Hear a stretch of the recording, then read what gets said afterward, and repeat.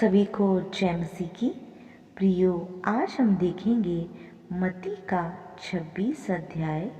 जब यीशु ये सब बातें कह चुका तो अपने चेलों से कहने लगा, तुम जानते हो कि 2 दिन तक के बाद फसह का पर्व है और मनुष्य का पुत्र क्रूस पर चढ़ाए जाने के लिए पकड़ाया जाएगा। तब प्रधान याजक और प्रजा के पुरनिये काइफा नामक महायाजक के आंगन में इकट्ठा हुए और आपस में विचार करने लगे कि यीशु को छल से पकड़ाकर मार डालें।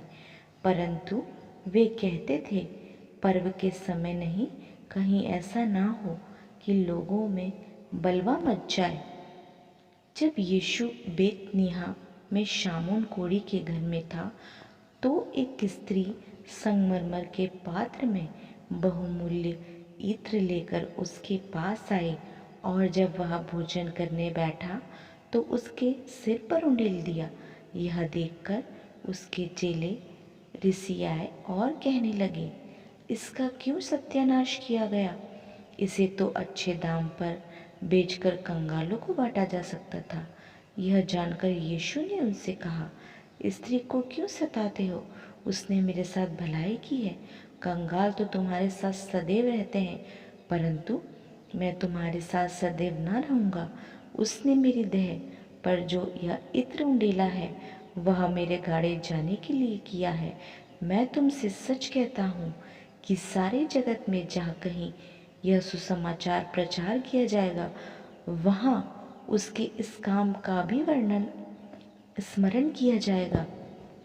तब यहूदा इस्करियोत ने, जो 12 चेलों में से एक था, प्रधान याजकों के पास जाकर कहा, यदि मैं उसे तुम्हारे हाथ पकड़ा दूं तो मुझे क्या दोगे?